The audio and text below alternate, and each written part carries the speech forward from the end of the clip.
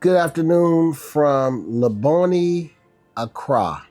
We're here in Ghana, and I want to explain to each and every one of you uh, what we're doing here.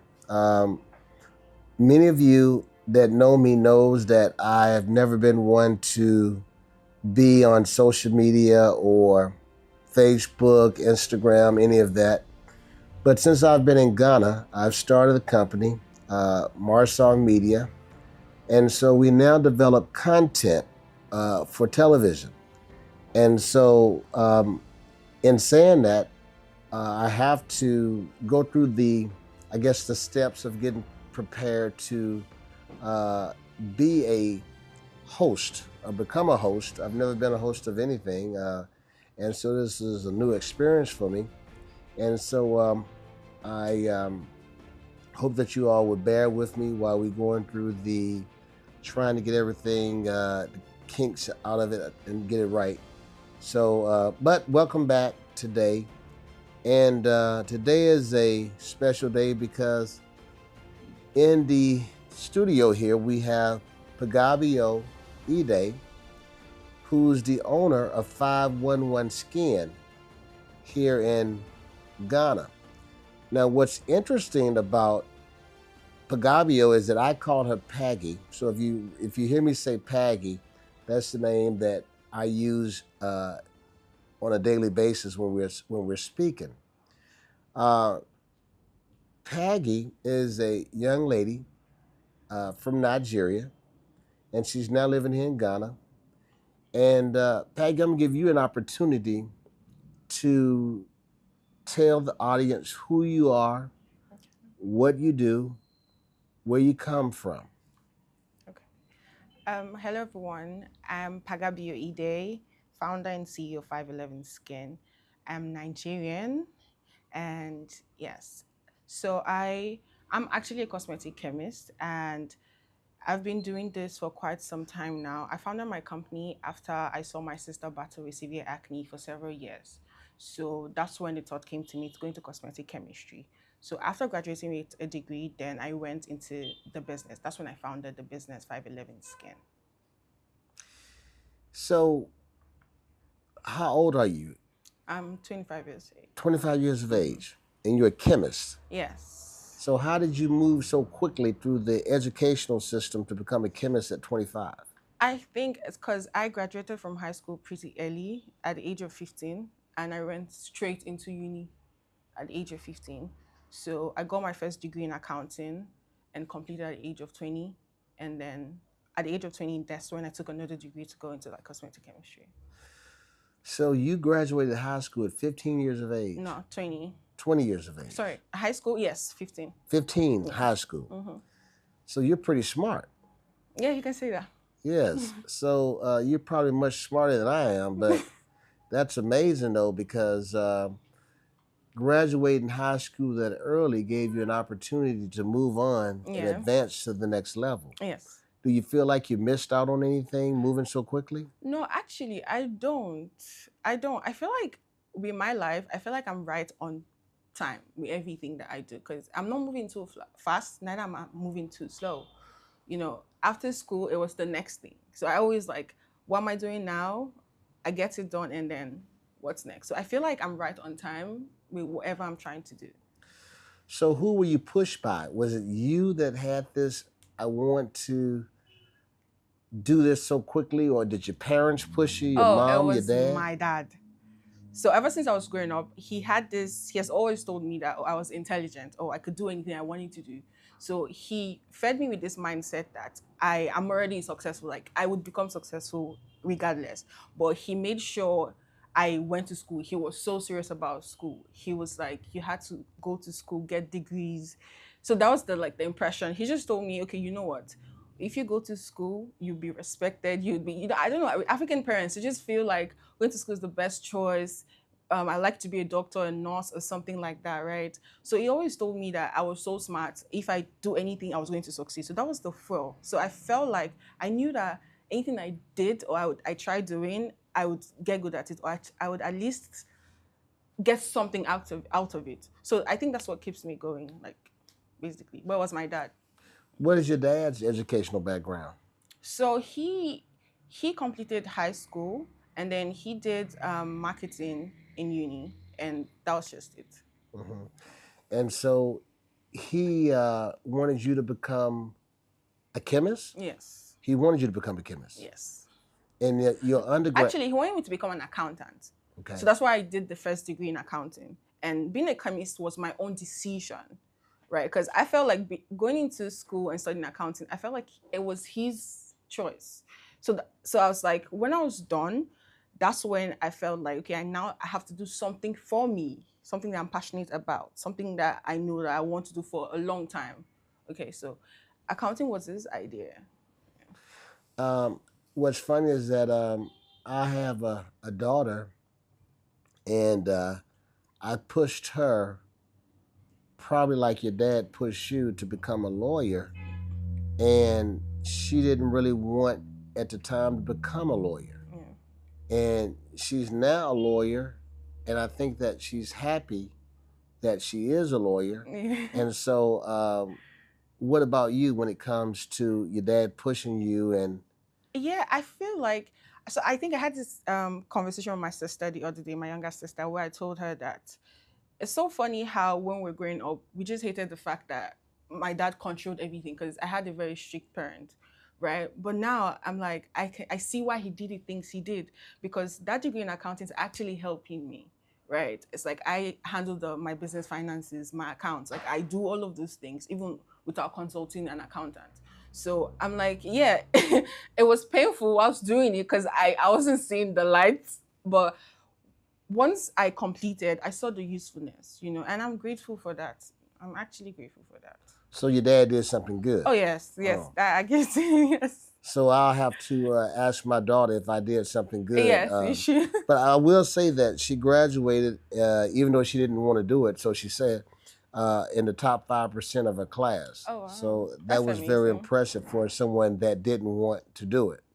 Um, as we go into the business part Yeah, of what you do, 511 Skin. Tell me, what does 511 Skin do. do? Okay, so basically, what we do is we help Black women achieve clear skin and inner peace. That's basically what we do. So we create products that actually solve skin concerns on Black people. Okay, because we realize that most skin concerns or most products that are on the market, most foreign products, they don't they don't actually show effect on darker skin, and the ingredients they use in cosmetics, let's say they would create a product and use one particular ingredient for a product. Now that product doesn't actually do the job for concerns like acne or chronic skincare concerns like stretch marks or eczema. Just one ingredient in particular cannot do the job. So most of the products on ground are just there to manage the problem, not actually treat it. So that's what 511 is doing. We're actually creating products that will treat the skin conditions on Black women rather. And so, being a chemist and dealing with Black skin care, Yeah. um, is Black skin and the type of chemicals that you use, is it different from using on, say, white skin? Because I know that there are products that you can buy off the shelf that are made in the US and they're for white skin, Mm-hmm. or are they for Black skin? How do you determine if it's for white skin or Black skin? Okay, so we usually don't determine based on the skin, right? It's based on the active ingredients and the percentages used. So let's say a product that contains, so let's say it's something that has shea butter, right? Shea butter. Yeah, shea butter is just to like moisturize the skin. Okay. So now someone with chronic dryness or someone that's going through eczema, that shea butter is not enough. It wouldn't just do the job because it's just there to maintain the skin, help the skin. It doesn't treat. It cannot penetrate more than the first two layers of the skin you're seeing. Right. So that's how we rate. And most of the foreign products, because of their skin texture, the active ingredients, they're not in how do I say this? Accurate proportion. Like they are not meant to actually do the job. Do you understand? Because of how thin the texture of their skin is. Yes. So basically, that's just how it is.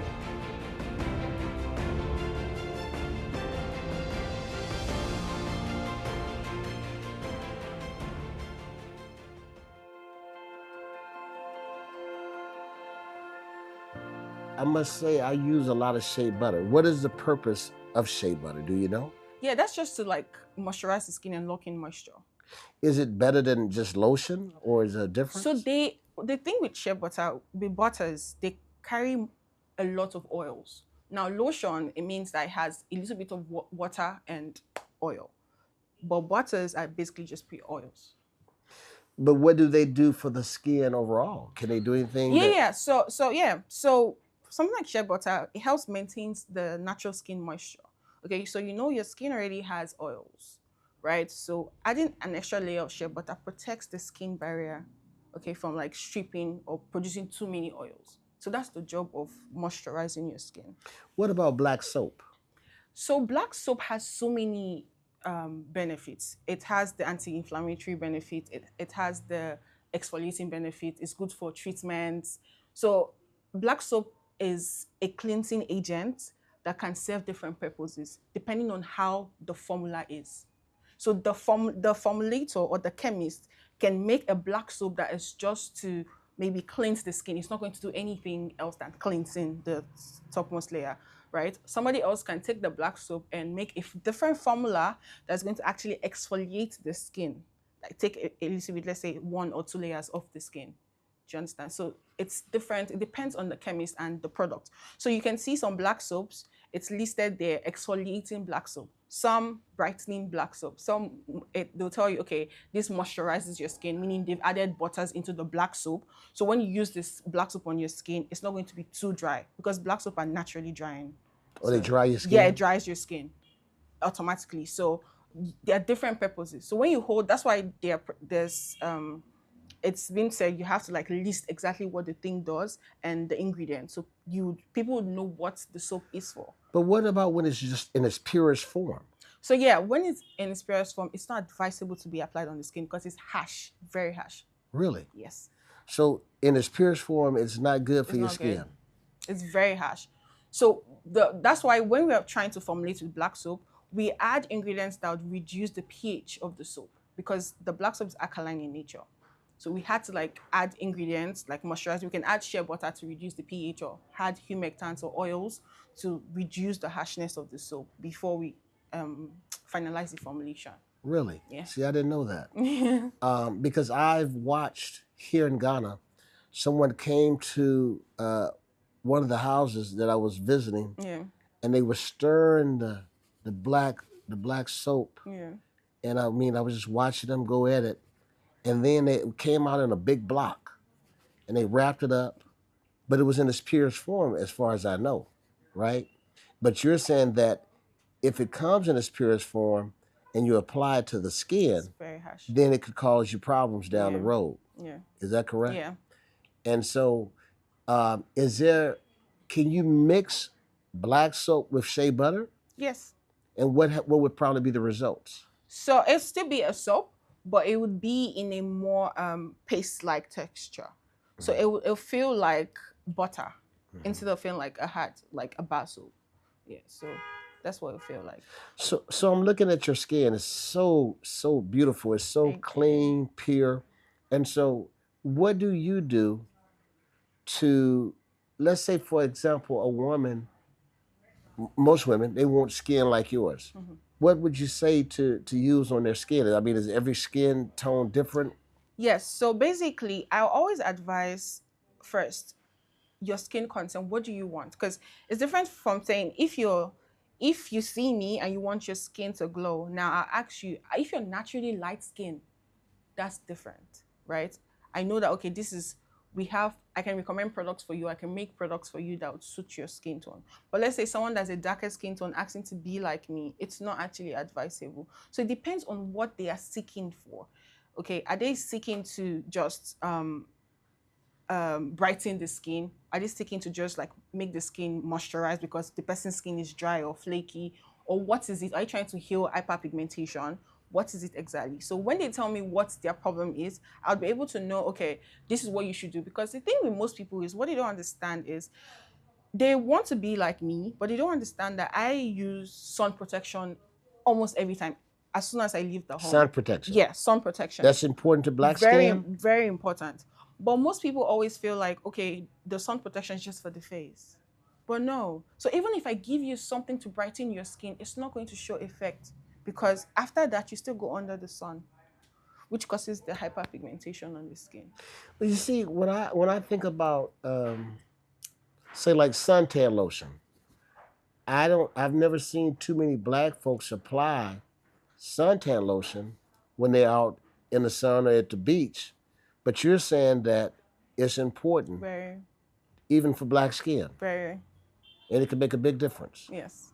And if the funny part is we the blacks we produce more melanin compared to like lighter skins. So it's very important. More melon. Yeah, melanin, yeah. Yes.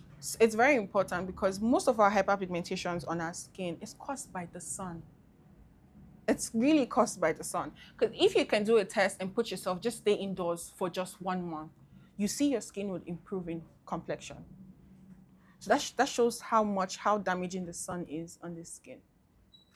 But because you have so many tones of skin, when you talk about black skin, Yeah. you have a lighter skin, maybe a brown skin, a caramel type skin, darker skin. So is there one product that fits all? Depending on the formulation. So if I'm making a product that just enhances the brightness of the skin, anyone can use it. If I make the formulation, I would know that okay, you can use it. Someone darker can use it. Someone as light as I am or lighter than I am can use it. Now, if someone with a very darker complexion wants to fade hyperpigmentation, there's a treatment for that as well. So that's why I often say it's not really about the complexion, it's about the condition. Do you understand? So because it's different. If you say, okay, you want to heal the sunburn on your face or brighten the face, right? I could give you the same treatment, and that same treatment will work on the darker skin because there are no brightening agents inside of that. So it's all about my formulation and what I prescribe it to be.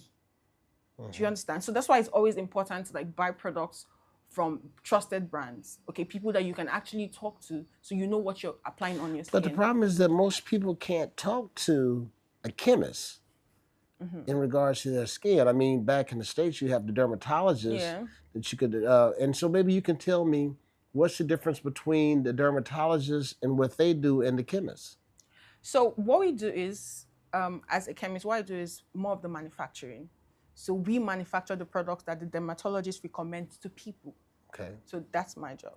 So what the dermatologists do is they analyze your skin, they check, okay, this is the skin condition, what do you want to, and then they recommend something for you to use. While we are the ones that actually make the products from scratch, like go into the labs, do the formulations, just manufacture the products basically.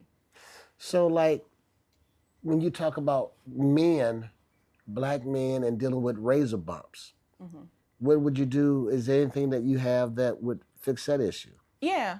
So we're my brand. That's what we do.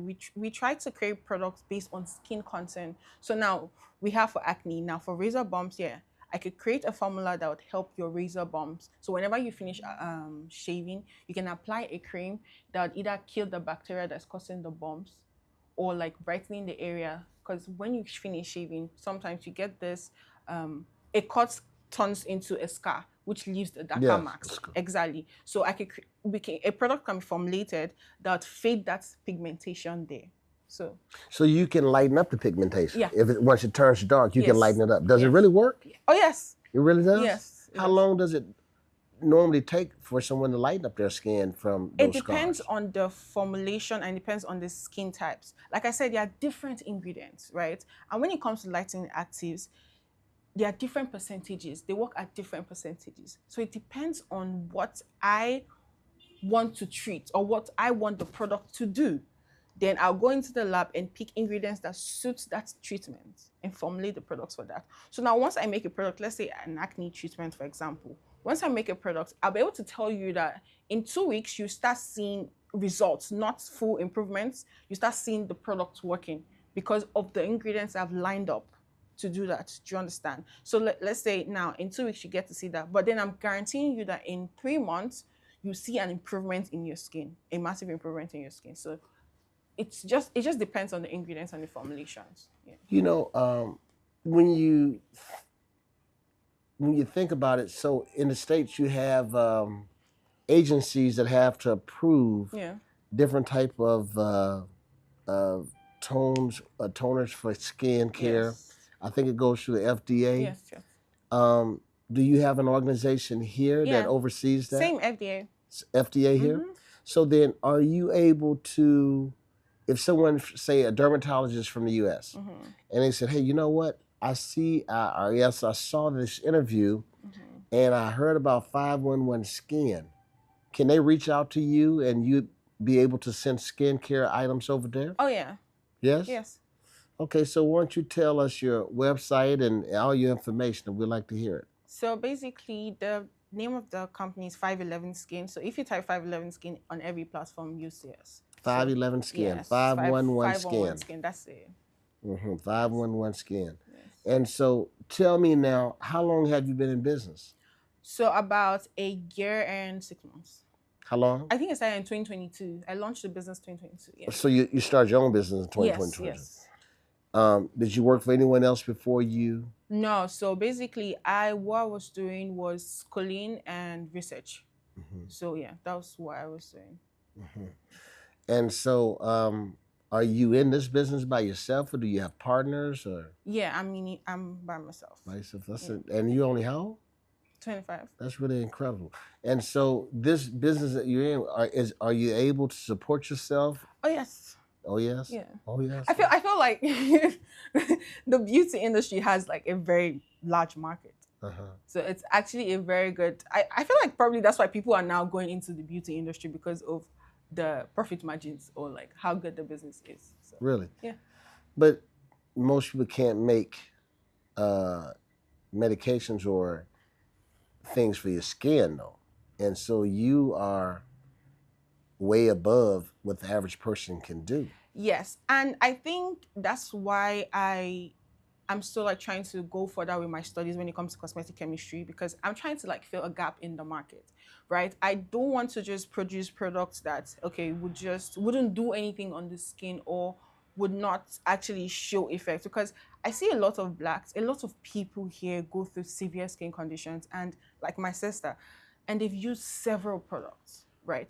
People are not actually targeting what the main concern is, which is that there's a link between the mind and the skin.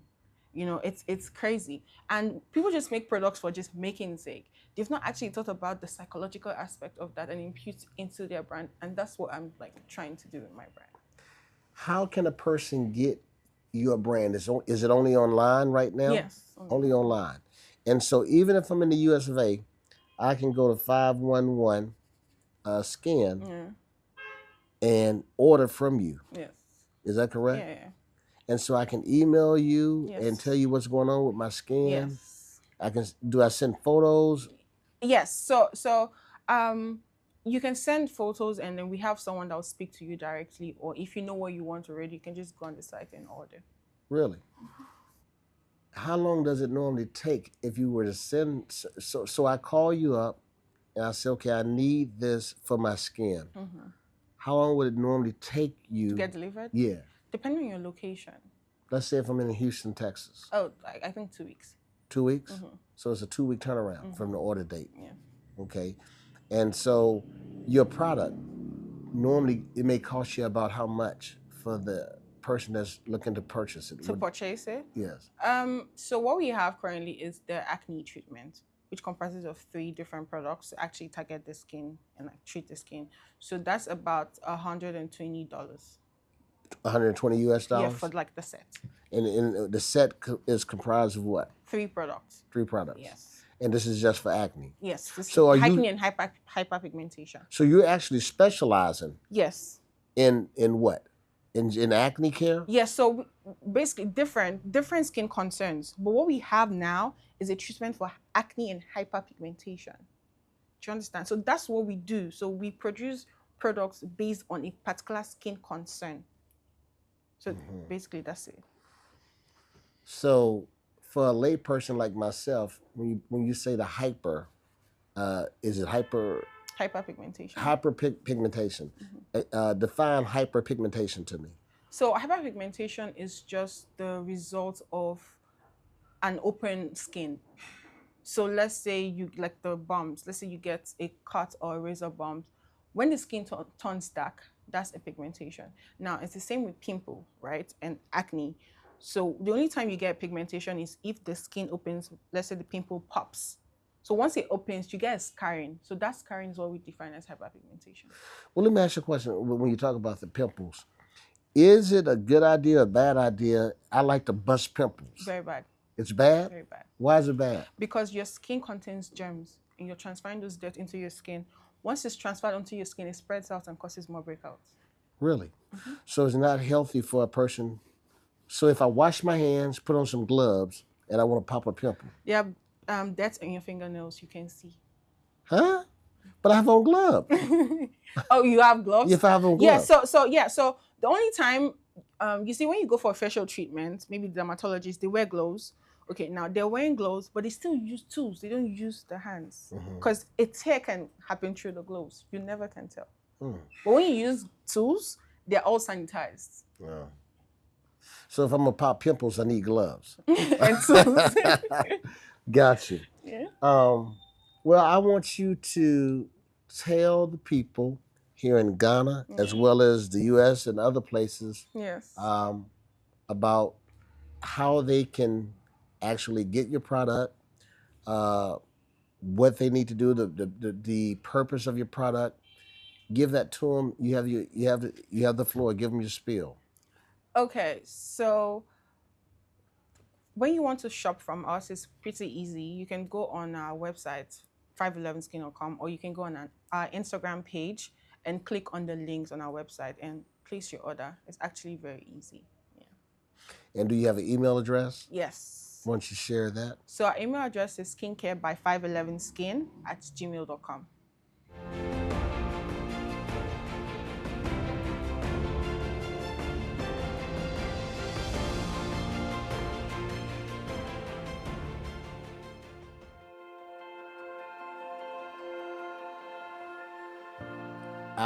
I started out as an entrepreneur at 28 years of age, and it's really really tough being an entrepreneur because, listen, there were times where I had to make decisions. Do I pay my light bill, or do I pay my employees? Do I eat, Yes. or do I hold off on buying so much groceries because I got to pay people, I got to pay the rent, and it's a heck of a job being an entrepreneur. It is. So it's more like it's not about yourself this first few years. It's more about the business. It's like you don't even have a personal life. It's just about where you want the business to be, who you want to serve, how you want it to be. Like it's never about you in the beginning phases. So it's crazy. But from the entrepreneurial standpoint, though, have you had to make any of those decisions yet about, do I go put money into making product, or do I pay my rent? Or Yes. It's even with this. So an example today, I was supposed to be out of the country last week, right? And when I got a call from Vivian, I was like, "Do I cancel this?" And so I had to move. I had to move my trip for this. So this is one sacrifice. I remember when the call ended, I was like, "What do I do? Like, do I cancel?" Because I'm like, "No, I'm not going to cancel." And I already said yes, so I thought about it, And I'm like, God, I think the time has come whereby I have to now make choices. Like, is it 511 or it's my own personal joy or what? do you? Because I didn't have really a backup. I didn't have a line of credit with the bank, and so it was really me making decisions, and I could make one bad decision Oh my God. that could cost me so much. And so not only am I trying to run a business, but also I'm trying to make business decisions outside of the business that deal with the household, because I had children at the time and they had to eat. And so, you know, do I buy school clothes? Do I buy food? How do I manage all of this? Because it's heavy when you don't have any other monies other than those monies that you're trying to bring in from the business. So I think for me, what I do is I always think first what's most important, because for me, since my business feeds me, right? And I'm like, okay, these are I just write them down. These are things that are supposed to like bring back the money that I invest in. So I try to put back the money I get. So I just leave the personal shopping aside. I don't have kids. I don't really have like too much responsibilities, right? So the personal shopping, all of those things I just put aside, and then I'm like, okay, if I use the money that I have now to make more products, I know I can like get that back. Flip it. Flip it. So I'm always flipping. So for me, that's Well, just you know, what I do. my friends laugh at me because I will wear the same pair of jeans for an entire week. Oh, And they were like, why do you keep wearing those jeans every day? Because when you're in business for yourself at a it's young stage, you're crazy. like, I can't I afford to spend can't. any money. So, No. you know what? I just got to change my shirt, change my underwear. But I got to wear these same jeans because I need every single penny that I can get Yes. to keep this business I going. don't think I don't think I've actually I don't think I remember the last time I went to a shop to buy myself something like a pair of shoes or clothes. Hey, I listen, haven't done that in like a year and like 4 months. it's if you want to be part of being successful is being disciplined. Yes. Very, very important because let me tell you something. Um, if you look back at how I was when I first started, I can tell you I did not shop.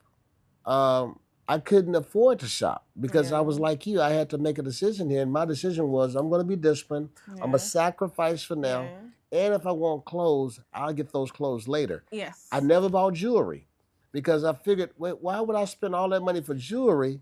I got to take care of this business, and so I can tell you this: as of today, the last time I've shopped in a mall has been at least 20 years. The only thing that I go to the mall or if I order online, it's only a pair of jeans. Yeah. Yeah, I don't spend money like that. I guess it's from my past of trying Yeah. to make sure I had Yeah. money.